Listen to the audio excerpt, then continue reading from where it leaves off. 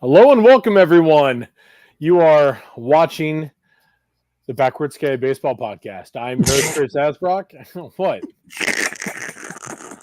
Not a good start? I am what you are watching. I'm like, This thing. The thing with the thing. I'm not going to lie, I was caught off guard. And I don't know why. I know. Clearly, I was. I hit the button late. I was like, firing on all cylinders. Well, the funny part was because I was waiting for usually it takes a little bit to get my my mic to be unmuted, and it was like on, and I was like, oh God, and then you had me on my heels. So regardless, you are listening, watching the Backwards K Baseball Podcast. Again, I am Chris Asbrock, and I'm your host tonight. And as always, I'm joined by, not esteemed because he screwed me up on this one, my co-host, Scott Kaiser. Scott, my man, how you doing, buddy? We made it, man. The baseball season is in the books. It's all done. Is. We have wrapped on another year, but I'm doing all right, man. How are you? You know what? I can't complain. Can't complain at all. Baseball, I mean, it was a fun-filled year. I mean, as much as we bitched and moaned about it, baseball is still baseball. And it culminated with a good World Series. I said I wasn't going to watch it. I'll be the first to admit I watched way more than I said I would. Of course you did. Of course you did. You had to prove those people right that said that there would be a ton of people who said that they didn't watch it but actually did. And thank you for being part of that constituent. I, on the other hand, I stuck to my morals, my guns, my fibers, and I didn't watch a single second of it. But that doesn't stop the world of text updates. So, even though I didn't watch it, it felt like You watched it, so shut it. No, you did. I felt like I was tuned in somehow. So, I knew what was going on. But no, I didn't watch a single second of it. I am happy with the outcome, but ultimately upset with the finish. I would rather not see it come down to the Dodgers and the Yankees, but it did. The less annoying team won, the necessary evil in this case. And I'm wondering if the Dodgers may end up being the new age version, for me at least, and it would be what I tell myself, of the Red Sox. For most of the late 90s and early 2000s there, when the Red Sox and Yankees were going back and forth. I didn't have an issue with anything that the Red Sox do, even though it was very similar to what the Yankees were doing, just on a smaller, less successful scale. And I used the Red Sox as just my surrogate for it. It's like, well, the Braves aren't going to be able to do it, and so the Red Sox were the necessarily evil. I didn't want to like the Red Sox, but there I was having to root for the Red Sox more often than not because it meant the Yankees were winning, or meant the Yankees weren't winning. And so now I find myself wondering if now the Dodgers are going to slide into the National League version of that. And if it's not Atlanta, well, it won't be the Mets and it won't be Philadelphia. So it's got to be somebody. Yeah. And it's going to be one of the teams that are spending an ass load of money and, seemingly have all the right pieces to do it. So I'm going to have to just eat a big bowl of turds every season that Atlanta doesn't finish in the top spot in the National League, and just, I guess, hope that it's the Dodgers. So here's to what could be the many of championships that are just through gritted teeth in my case. Well, the thing is with the Dodgers, there's so many guys, and we've talked about it before, that there's so many guys on that team that you can't help but like, and that's the problem. It's like, they've got a team full of guys that, I really enjoy watching. I like Freddie. I like, obviously Mookie, and I mean, it's just Teoscar has always been a favorite of mine. It does make it hard because the individuals are not so bad at the collective. And I guess it's very similar to those Red Sox teams. Like, I really enjoyed Pedro and Big Papi and just some of the guys that they ran through there over. Freaking trash-ass neighbors of mine just decided to rev up their piece of shit. God. I thought that was the dog. No, it was like, oh God. See, I left the window open because I didn't think we were going to run into this problem. But of course, trash, has to. Nothing like the middle of November in Ohio to get random sounds. And I can hear him pouring it down the street. You got to be kidding me. What an asshole. But anyway, Mike pointing out that game one was a tease, thought it was going to be a classic, and then it's pretty much done the series. I was not fooled. I hadn't heard much, but I said from last series on that the Yankees were not tested at all in these playoffs. Probably one of the biggest cakewalks to the World Series, definitely in recent memory, but I mean, maybe ever, because, you know, obviously you've had to play more teams to get there in recent years as they've added more teams to the field. But never has a team gotten so lucky than to just, you know, play two teams from the same division, one that we ragged on all year and that featured the worst team in baseball history, maybe, if not the worst, close to the worst. So, you know, the Yankees getting there wasn't that big of a feat overall, and no real test. And then, you know, the Dodgers on the other side did have to deal with the Mets and, you know, struggled through their pitching issues all season. And, you know, down the stretch, there were a lot of questions. I mean, it was why I didn't think that they would end up where they did, because they didn't have enough pitching and they were going to have to cobble it together, but they did, and somehow made it look very easy against the Yankees. So I actually think I overestimated New York just a tad bit. I mean, I wouldn't go that far. I think, you know, the Yankees have talent. I mean, they've got a lot of talent, which is what kept them in this series. But I mean, overall, like you said, there was no team that was more battle tested, you know, in the last, you know, couple rounds of this playoffs than the Dodgers. I mean, it was, you know, each series they were, you know, they were in a battle, and, you know, San Diego took them to the brink, it seemed like, and so did the Mets. And like you said, while the Yankees could just scoot on, you know, it was a no-brainer to me that, you know, after the Freddie Freeman grand slam, which I got an alert on my phone, and I immediately, because again, I said I wasn't going to watch the World Series, but then I saw that and I was like, well, shit, now I got to switch over, and I did, and I'm so glad I did, because just, you know, it just showed playoff baseball is the best. And I've always said playoff hockey is awesome, me being a hockey guy as well. But, man, it's tough to beat playoff baseball, especially when you get a walk-off grand slam in game one. And it just – that place was, I mean, pandemonium. So, you know, you build off of that, and the Dodgers are, again, the Dodgers. And they're – you know, when Shohei, the best player on the planet, is, you know, I don't want to say he didn't show up, but – he was held down, and, you know, he's battling that shoulder injury as well. But again, overall, the Dodgers, they were, you know, to me, I like it because I people shit on them for the COVID World Series. I had no issue with that at all, because to me, I had no problem with it either, because it didn't count. I mean, they won it, but this was the first non-Mickey Mouse / fake wannabe World Series title of the Dodgers in my lifetime, so kudos to them for that. See, but here's the thing, and I'm not like, if the Braves had won that, you'd have been. No, I wouldn't have accepted it as much, and I would have begrudgingly known, like, it would have been like something over. And I think the Dodgers, you can ask them, and they would have told you before this series it didn't matter. But I guarantee you, anybody that was part of that team that still played, like, would tell you off record, yeah, we wanted to win one outright, because even though we won that one, people were always going to look at it as a. I would guarantee every single one did.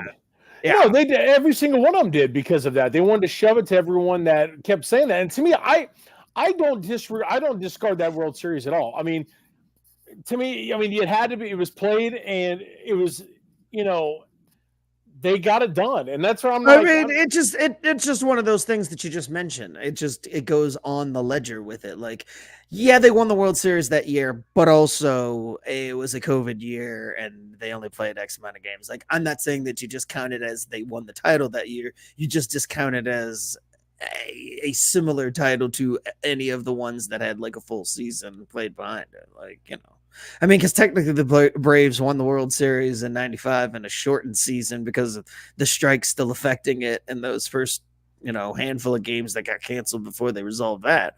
So, you know, if you want to get real technical, they wanted a strike shortened season, so it's not the same as a full 162. But again, like, COVID, unique situation, and view it slightly different. That's all. But See, hats I off. don't like if the hats- Reds won it. Oh, I'd be jacked to shit. I'd be starting the Look, parade down there. and Like, again, that's I'm just not how- saying that necessarily like groups or individual players. Like, hey, if you were on that team and you've since moved on, or you didn't, that was your only shot at getting a title, and you're like, hey, this is just as good as any other will. Hey, hats off to you. I'm just saying, for me. And for a lot of fans and of mine. Yeah, I'm not saying it doesn't count. I'm just always going to be like, oh, yeah, I mean, the Dodgers won that World Series, but, it was a different World Series. And it would have, and honest to God, it would have done that for anybody. And like I said, I am so glad that the Braves decided to win the year after that, because it would have sucked if they would have won that World Series after that long of a drought. That was the one that they finally were. I would have felt some type of way about like, it doesn't really count. They have to win one. That's like not. I don't know. I think you would have been. I would have. Look up for the brand on that one. You would. Look. I would have still bought all the shit like the sucker that I am. Exactly. But deep down, I would have felt this inadequacy of crap. They won this one, but there were all sorts of stipulations, and it wasn't the usual. So good for the Dodgers for being able to expel all that, and now they don't have to worry about idiots like me discounting that one. I could be like, well, yeah, it happened, but then they won another one, and it was legit, and whatever. Who cares? Because the same thing. It's kind of the same thing as like with the Astros when they won the one after all the controversy. It's like, oh, okay, well, we won this one, so will you shut up about the one that was not legit? Well, no, people are still gonna like throw that out there and say, well, that they won that one because of cheating. I don't, but there are people that say that. I mean, if the Yankees have won it, 100% those motherfuckers cheated and like it's tarnished and they should be stricken from the book. But with the Astros, it's just whatever. And so I understand that after that they wanted to win one where they didn't have that cloud hanging over them, and I get the relief and giving everybody the proverbial middle finger to, well, hey guys, we want it this way now, so can you shut up about it? Like, we're sorry about that other thing, but let bygones be bygones here. We're good. Yeah, fair enough. I guess we'll go with that. Yeah, we'll go with that. I mean, but overall, I mean, it was, yeah. I mean, you mentioned the walk-off grand slam, and I guess that's the perfect place to go next. It was the MVP of this World Series was a very familiar face to me, and that of Freddie Freeman. Dude was on a heater. Yeah, he caught Frederick at the worst possible time if you're New York, because I mean, Freddie's not that much of a home run hitter. He obviously has a tremendous amount of power. I mean, he's got a tremendous amount of power, but he tends not to hit them in bunches. And he's just not somebody that you're looking, if you were going to pick somebody to just go just lightning white hot in the home run department to start that series. Like, his name would come up, but it's just there are so many other guys that had kind of taken that spot. And so little bit shocking when Shohei, who had carried them there, all of a sudden went MIA, and Freddie picked up that slack and then some. Was basically unstoppable. And I'm sure New York fans are, I know that there's I thought during the series that there would be plenty of people that would be whining in New York about how they had the opportunity to sign him and didn't, because that was a big point of contention at the time, that he was a free agent. Was they were in a situation where they didn't have any money to give to him at first base because they had that log jam there. But that goes back to some of the decisions that Cashman made in putting this team together and some of the flaws that were inherent in this series. But kudos to Freddie for dealing with everything that he had to deal with this season. Those of you who may or may not know that he dealt with some health issues for one of his twin sons this past summer. That went on for a good part of the summer and took him off the field for, I don't know, what was it, like 6 weeks? I was going to say, yeah, something like that. He was away from baseball for a while. It was about a month and a half, 2 months, yeah. Right, and dealing with all that, and still being able to play at a high level throughout all that. So for him to be able to get past that and move on into the World Series and then just carry the Dodgers all the way through the end of the World Series was very impressive. Happy for him because, again, while not happy about the Dodgers as an organization winning the World Series, did enjoy individual players, and Freddie very high on that list because I have no animosity towards the man after having left. He did what he was supposed to do in bringing a title to Atlanta, and so I wish him nothing but the best as far as his career is gone. So happy to see him be the reason, the main cog in the reason. By extension, it feels like my hatred found its way to New York and it took this form in order to so I'll take it. Yeah, I was gonna say, yeah, it was your guy that that helped shove it right up their hoop. So there's that. Yeah. No, but overall, like again, I thought, like going back to Mike's point, saying the game, game one was such a tease. I thought, overall, I thought all the games outside of game four, all the games are really good. Now I did catch glimpses of 2 and 3. I saw a little bit of game four, but it was kind of a blowout. But game five was the one I watched it with my neighbors who are, they're diehard Yankee fans. And even they had come to the realization that, that the series was over, that they were not going to win. They really wanted just to win another one, maybe to take it back and have a shot in game six. But, I was watching that fifth inning with them and I was just like, oh, Jesus. I mean, if you did not watch the World Series at all, I implore you to go back and watch the fifth inning of game five. That was a complete that was a how-to of not how to play baseball. Like, it was bad. I mean, it started with the Aaron Judge miss on the line drive. That bounced off. Then you had another play of trying to get a force out of third base. You had a miscommunication with Rizzo and Garrett Cole.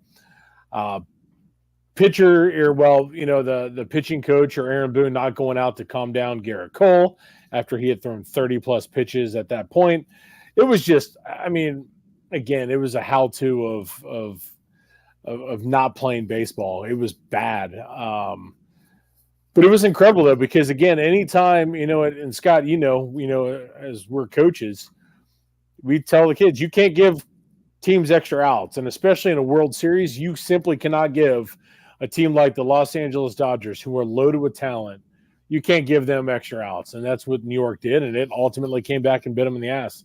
And again, we saw it because, I mean, that's a team that was not going to give up. And, and they capitalized, and good on them. So it was nice to see Shohei, get his World Series. It was nice seeing Mookie obviously get another one.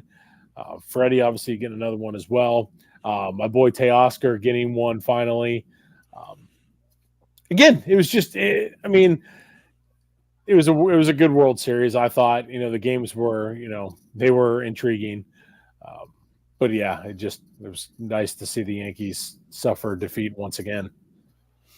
And you kind of started talking about it, but we'll move into it. It came out late in the series, but basically after things had kind of gotten wrapped up, but that the Dodgers were very confident going into this series because their scouting reports had shown a lot of what you mentioned happened to them in the game five when they started to melt down defensively. But there were rumblings that a report came out from the Post that said that the Dodgers told their players in scouting meetings that the Yankees were talent over fundamentals, and that if you run the bases with purpose and aggression, the Yankees will self-inflict harm, which was exposed in various forms by different players on the base paths. There was a very high value on putting the ball in play to make the Yankees execute. And they mentioned that the Yankees were just not the major's worst base running team by every metric, but the difference was vast in the field between them and the Padres, who the Dodgers beat in the National League Division Series, but were actually impressive in that area. I find it hilarious that the Yankees got blasted for not being very fundamentally sound and being stacked with a bunch of superstars, maybe ones that don't do the little things to, help your team win, or, the fundamentals are maybe a little lacking, which is basically the criticism of like the Yankees for me as an organization. I mean, obviously, during the 90s run and the early 2000s run, that was a fundamentally sound baseball team, which is why they were such a machine. But part of the reason is since then, in the versions that the Yankees have put on the field and into the playoffs in the time, since that era kind of faded into obscurity, is the fact that they just went out and got hired guns, regardless of how they fit.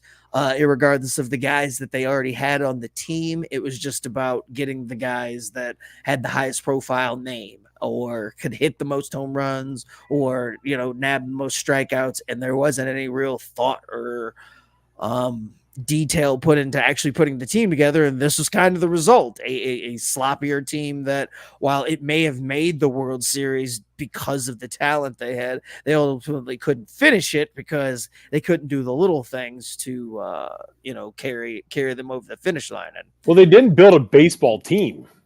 Right. Then that's I think that's very funny that the Dodgers knew that, exposed it, and then are more or less able to brag about it. It's funny because the last part, Rogan, sorry to cut you off, but it was you're good. Yeah, they were thrilled at how short Yankee leads were at first base to potentially be less of a threat on pivots at second base, where Gavin Lux does not excel. So there's advanced scouting right there. And they said their metrics had the Yankees as the worst positioned outfield. No shit, we saw that. They were amazed at how many times relay throws came skittering through the infield with no one taking charge, and how often Jazz Chisholm Jr., for example, was out of place or just standing still when the play was in action. I mean, that is damning right there. I mean, that's the type of stuff that we teach our kids. As far exactly. As not watching, not standing around and watching the play as it happens, knowing where you're supposed to be, being in the right position, it happening at the major league level. And with Jazz, somebody that, we talked about when he was traded, a whole knock on him has been, a lot of it has been because of injury problems, but also because while he has a boatload of talent, there has been some, questioning of his, lack of leadership and just attention to detail and fundamentals. So seeing that play out and then being able to expose that, it's ultimately pretty damning. Like, I suggested that this is the type of stuff that if you're a Yankees fan or if you're somebody highly invested in, the ownership and whatnot, like seeing reports like this and seeing stuff like this come to fruition, wouldn't it make you question like who was in charge of putting together your team?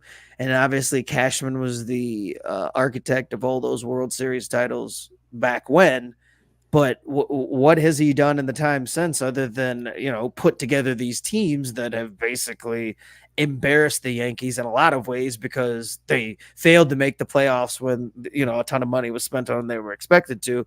And then in this case, get there to the finish line and then get embarrassed because fundamentals, the biggest stage in the world for their sport, and they got out fundamentaled at the most basic level, fielding cutoffs and stuff like that. Like that's, I don't know, man. It would be a hard pill for me to swallow as, the Steinbrenner family. I know that, they have a long relationship with Cashman and whatnot, but somebody would have to be answering for, this scouting report and the results of this World Series in light of that scouting report.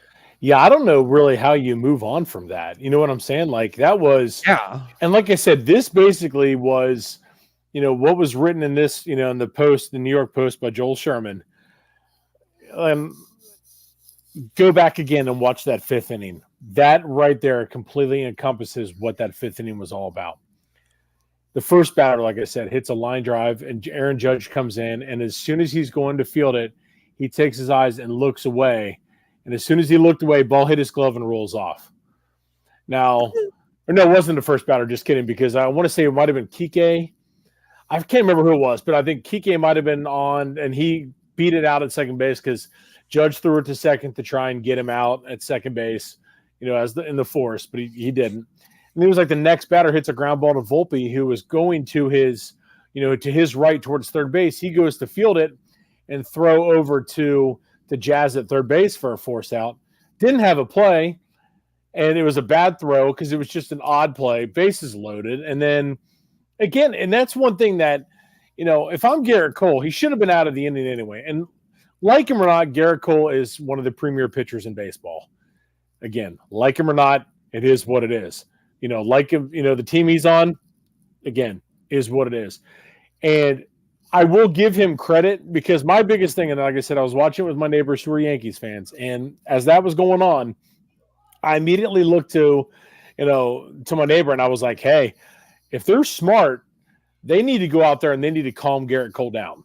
Now, he wasn't like fired up or anything like that, but it was, again, you should have had 2 outs, maybe 3 at this point in time, been out of the inning, but you didn't. Now you're down.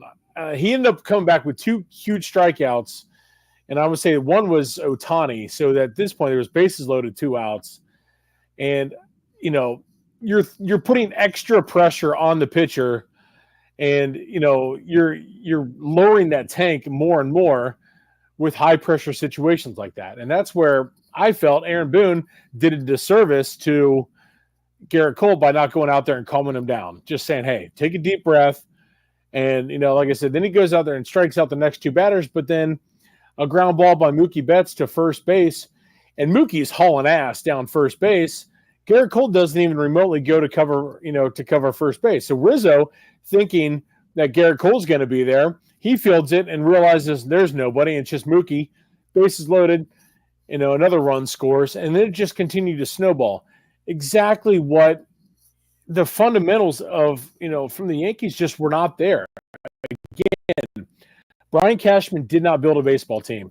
This 2024 Yankees ball club was not a baseball team. It was a team loaded with talent, and that was it.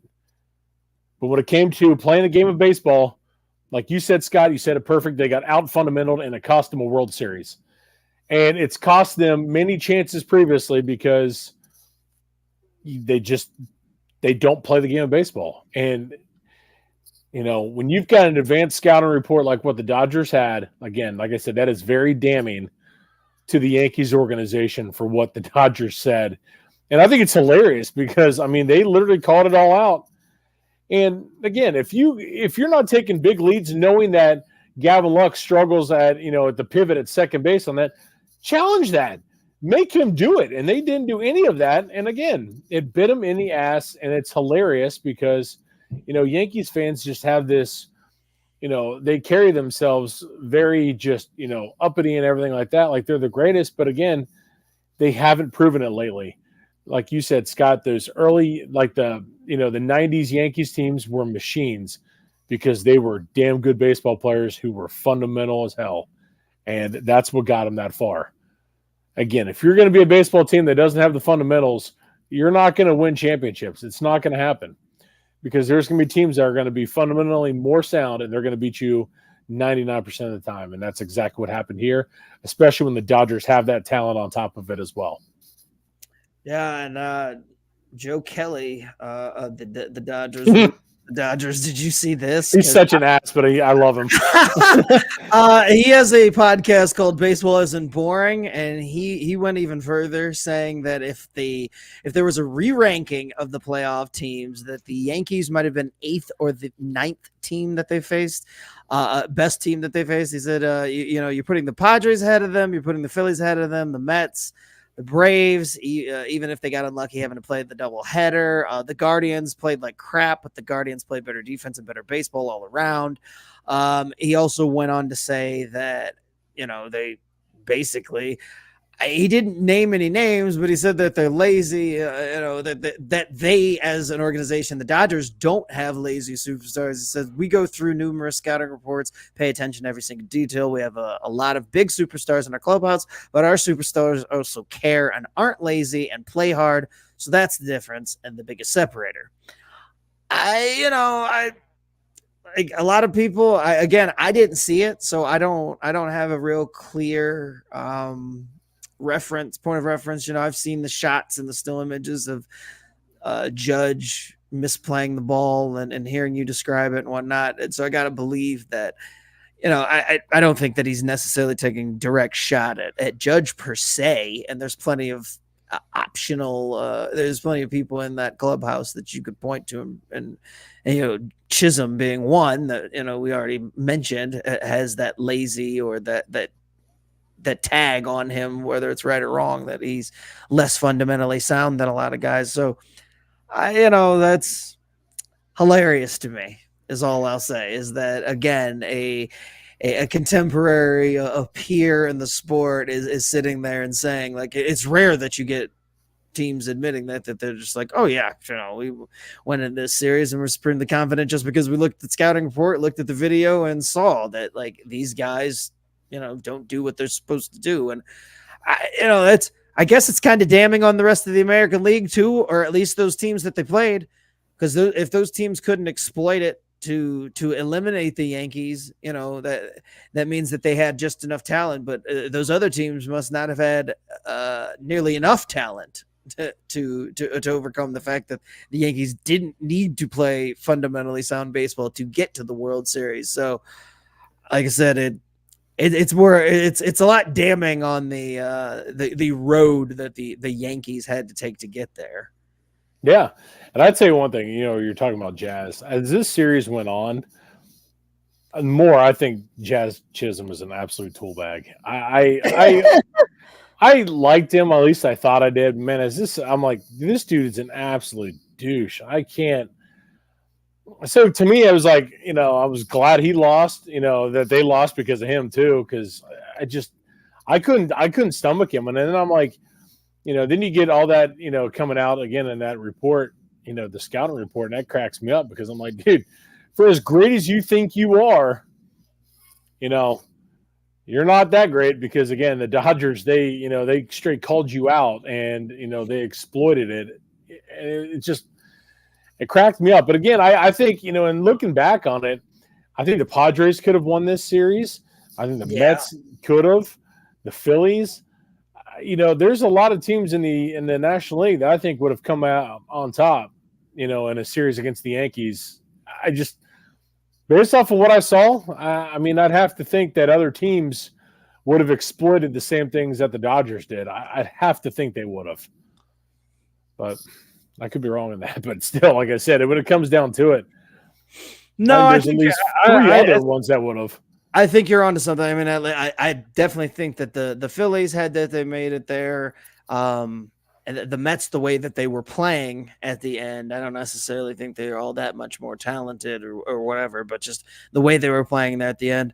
But I'd probably put the Brewers in that category. I'm not saying that the Brewers would have necessarily won the series, but I think the Brewers would have made it a lot more competitive than people would think. Just, why is that?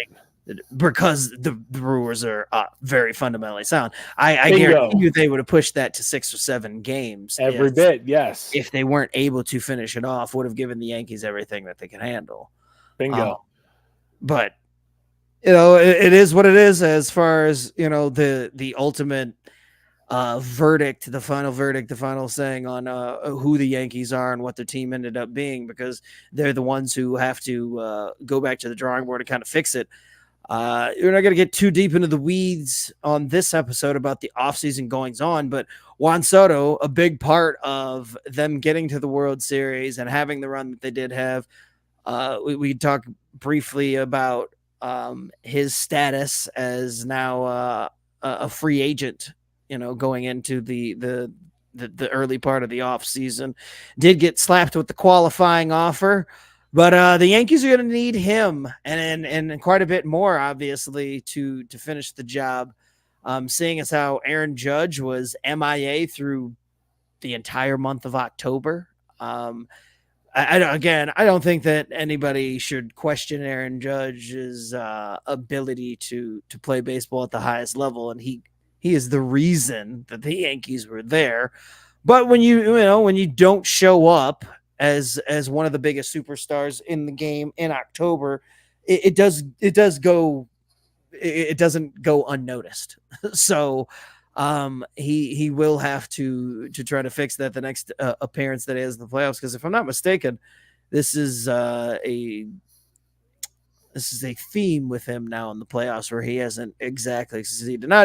Not that entirely shocking, and you have such small sample size in the playoffs, and a guy like Aaron Judge, who is the focus of every single every single pitcher that gets on the mound, he gets their best every single pitch and all that focus and their thing. So, I remember how much Barry Bonds used to struggle in the playoffs, and how bad his numbers were for the first 2/3 of his playoff appearances until the end of his career when he finally started to have some success. But if you lose a Juan Soto, if you're New York, I don't see how you can find yourself, outside of replacing Juan Soto with another big bat that we're not thinking of via trade at this point, because free agency wise, he's easily the biggest prize of the offseason. The Yankees are in quite a big heap of trouble if they don't re-sign Juan Soto. I know. I don't know what they would do. And who would have thought that like a year ago at this time, Soto hadn't been traded. He was still part of San Diego. And then about a month or so into the offseason became a Yankee. But who knew that he would succeed and flourish to the point that he was basically a perfect fit if you're, from the Yankees perspective, and a really gigantic reason why you were able to overcome the shortcomings that had befallen them the past couple of years and been the reason why they couldn't even make the playoffs, because it was like when Aaron Judge went cold, they had no offense. Well, when Aaron Judge went cold this season, they had Juan Soto to fall back on. So I don't know where the final number ends up for Juan Soto, but the Yankees have got to make sure that they're in the mix. Otherwise, it's going to be a very long winter trying to figure out how you're going to replace him. Yeah, I don't know. I don't know what you do. I mean, I was just kind of going through and I saw, this John Becker from Fangraphs or whatever. He said he goes, my first free agent predictions, and he's got Soto going to the Mets. I mean, but the funny thing is then he's got a Pete Alonso going over to the Yankees, and I don't see that happening. Even if he does, like, does that make sense? Is that what you need, or is that more of what we were just kind of talking about with the Yankees, where it's like, oh, it's a really big name, so let's add him? Because I mean, like, I like Pete Alonso, but he's a low batting average guy. He's fine over at first, but he's a first baseman, so it's not like you're getting super high defensive value out of him. Like, it seems just like it's a name again. Yeah, it's a name, and it's a half-ass replacement for a Juan Soto. I don't know. If you're a Yankees fan, like, how excited does that get you to replace Soto with Pete Alonso? Like, I don't know. It wouldn't jack me up. It would feel like it was partial replacement. Yeah, it's a half-assed attempt right there. Now, Pete Alonso is a better fit in Cincinnati, where, a right-handed power bat is way better in Cincinnati than it would be in New York.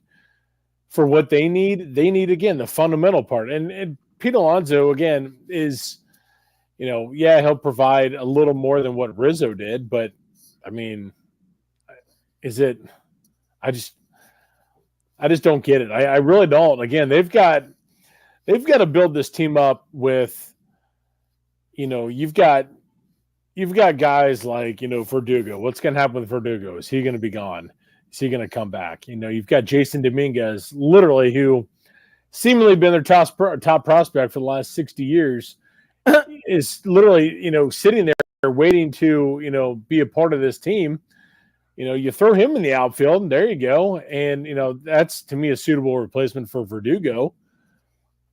But, again, the Yankees, they had so many more problems than I think than what people are really thinking, because it's the Yankees mentality. Oh, we'll just throw money at it. Well, you threw money at it before, and look what happened. Right. You took advantage of a weaker National or American League this year compared to what we've seen in the past, because, it was nice having stories like, Kansas City and Detroit, but they were never going to be World Series contenders.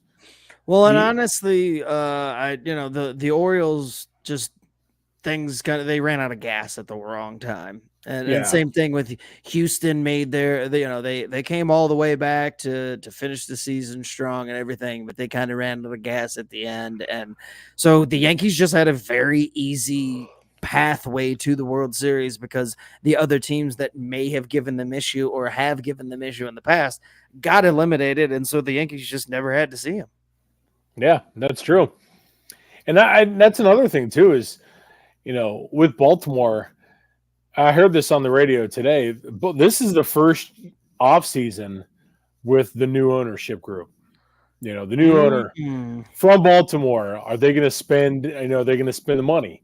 I know they extended the qualifying offer to Corbin Burns, which was, a no-brainer for them. But are they going to go out there and they're going to dump the money into it, because this is one of those situations to where, you've got a window now with this team and you got to take advantage of it. And here's Baltimore's chance to do that. And you've got a guy like Anthony Santander who is, going to hit the market. Are you able to bring him back? What are you able to do with that? Are you able to get a suitable replacement along with other pieces to help, the young studs that you've got on this team? This is a very interesting offseason, which, again, here in the next couple shows, we'll obviously be delving into it a lot more. But, just on the 30,000 foot view of it all, there's some big off seasons here for the teams in the American League East, mainly Toronto, Baltimore, and the Yankees. I think those are the three that are, that have a microscope placed on them because they've got a lot of work to do. But if you're looking at Baltimore, I don't think it's as much as we would think. It's really just, bringing in a piece or two to really help propel this team moving forward into 2025. But yeah, it's, but if going back to the Yankees, man, they've got a lot of thinking to do. And it would be interesting to be, a fly on the wall, in the Bronx, at Yankee Stadium to see what's being discussed. Because again, this is not it's not the Yankees teams that we remember in the past, being as good as they were. This is we're in a whole new world now, and it's just it's not working out. And they've got, like I said, they've got a lot they've got to figure out. Well, at least if you're the Dodgers, you're like, this couldn't have gone any better, right? Like you signed the best player in the world you're paying him $2 million a year and deferring all the money for forever. He's making all that money. None of that kicks in forever. And in the very first year of this partnership, they go out and win the World Series. He's coming back next year. He's going to pitch, presumably. I probably do it well like he has. And I mean, I got to say, I don't see how, as of right this second and heading into the off season and the early part of next year, the Dodgers are the clear favorite at the moment. Like, good. Yeah, hands down going into it. There's no doubt in my mind that the Dodgers right now are the team to beat. It's not even close. Even if the Dodgers don't make a single offseason move, I would say that right now that they're the favorites. As it stands right now, but damn well they're going to go out. Right. And there's two names that I'm really intrigued by. I really hope they don't get Willy Adames. Adames was one of them. And the I other really one, hope they don't get Willy Adames. That would be awful. That one and Bo Bichette are the two names that I'm really intrigued by going to to LA. I think that would be, you add either one of those two to that team. My God, man, like it just. Let's not. Like, you got to have your backup, man. You got to have your backup. No, I mean, they've got Shohei, they've got Mookie, they've got Freddie. I think they've got enough. Like, let's hope for some of those names to go elsewhere, just not to any of the New York teams or Philadelphia. Oh, another one I wanted to mention. I forgot to mention Walker Buehler. Got to give him mad props. Oh yeah, just in general, his World Series and the way he came in and closed it out in Game 5, and I remember when I told you, I was like, happy for him, and you're like, I don't know. And I'm like, well, it was your general hatred still. It was kind of kicking in, which I get. It's okay, But again, for a guy who was coming off of 2 Tommy John surgeries, just, a player with the utmost talent, for him to come in there and, in game 5 of the World Series, and just a high pressure, situation again to close it out. And he was flat out dealing and got it done. So happy for him again. It sucks seeing these premier athletes injured.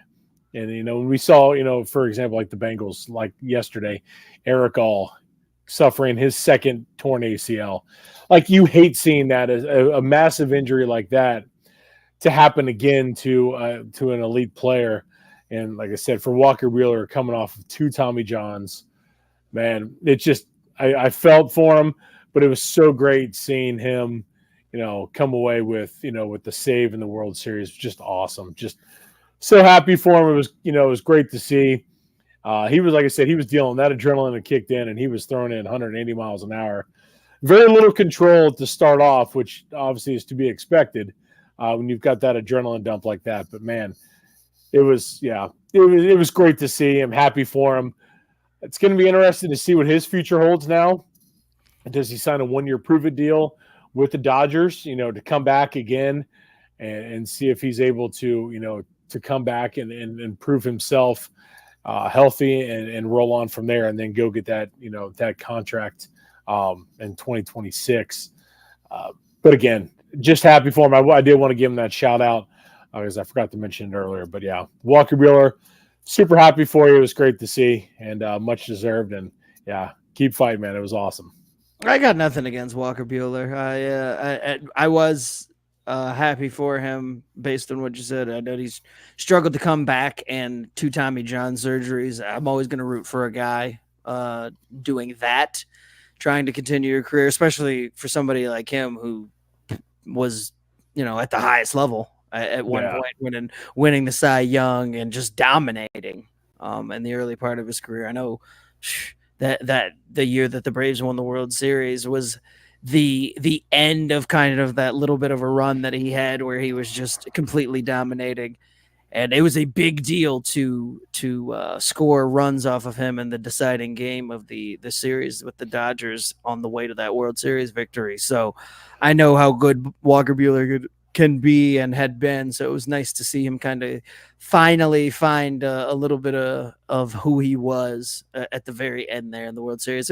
A very fitting time. If you're going to find your former self and be out there dealing, let it be against the Yankees in the World Series. I couldn't have picked a better time myself. I know. It was great seeing you. 2 guys just shoving it right to the Yankees. Yeah, man, that's gonna kind of put a bow on everything for the season. The World Series. That's it. It's a wrap. We turned the page on everything. I was just getting notified that the Braves are already dealing with injuries for next season. So getting a head start on 2025. Joe Jimenez out for the year next year. Knee surgery. It's good times, man. So can't escape the injury bug in 2024. I just want it to be next year already. I think the Braves sustain less injuries in 2024 just by virtue of they can't statistically suffer anymore. I don't think. Oh my God, no shit. It's like it could. The best part is though, it's hot stove season now. Like this is like we've got. This is the second best part of the season after the beginning, in my opinion. Because I mean, the playoffs are fun and everything, but once your team is out, then it becomes just But the hot stove season, where every time you wake up or turn on the TV or radio or anything, that something else could have happened.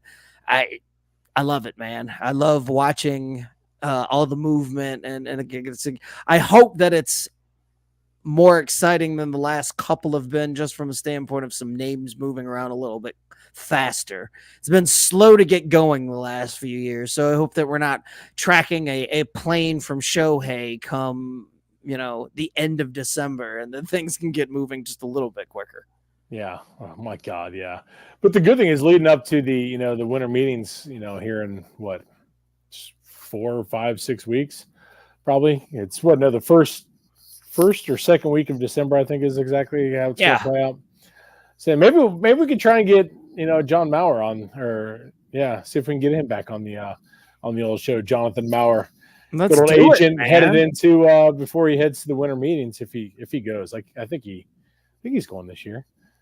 Maybe we can see if we can talk him into a backwards K trip to the winter meetings. Yeah, he can drive. I'll ride.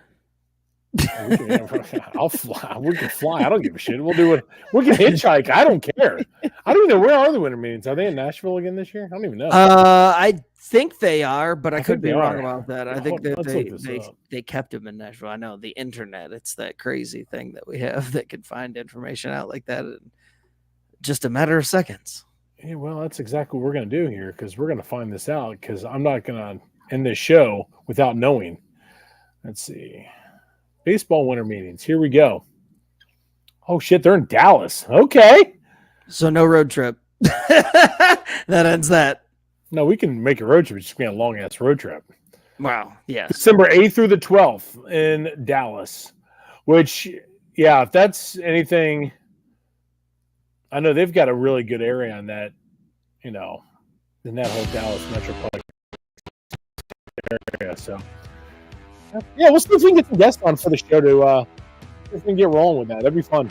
Yeah, no, I mean, I have all sorts of random crap, and I guess, we'll just pop in during the off season. There's not going to be any schedule, no cadence to it. It'll just be, hey, big news, big happenings. We'll definitely have a show after the winter meetings, or maybe even heading into it, depending on how things go. But lots of baseball news to come at you over the next 6 months, and we'll be here to digest some of it as we head into 2025.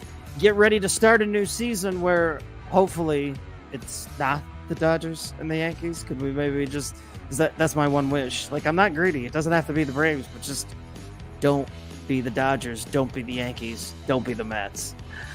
That's gonna do it for Chris and I. This has been another episode of Backwards K Baseball.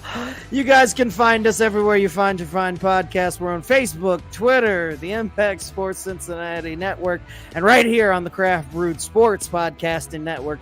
We appreciate you guys' support in this, our first season of Backwards K Baseball. Like I said, we'll be around all off season.